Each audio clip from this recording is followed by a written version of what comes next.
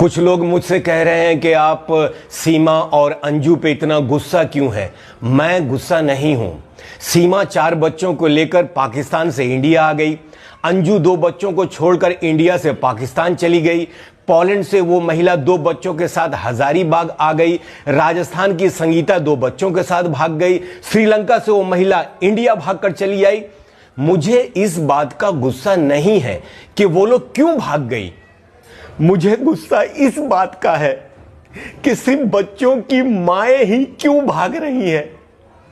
क्या बच्चों के बाप को कोई भगाने वाला नहीं है? क्या बच्चों के बाप को भागने का अधिकार नहीं है? इस पर चर्चा होनी चाहिए कि अगर बच्चों की माएं भाग सकती है तो बच्चों के बाप को लोग क्यों नहीं भगा कर ले जा रहे। इस पर चर्चा होनी चाहिए। और मुझे किसी बात का गुस्सा